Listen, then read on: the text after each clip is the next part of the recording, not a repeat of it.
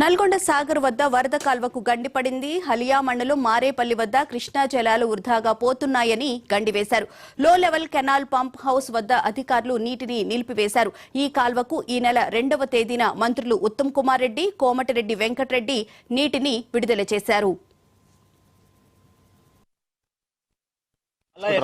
ఇటు రావాలి కదా, మళ్ళీ కిందంగా ఇటుకొచ్చి రావాలి. అట్లా రోడ్ అంగన వచ్చి రావాలి కదా, అంత దూరం వల్ల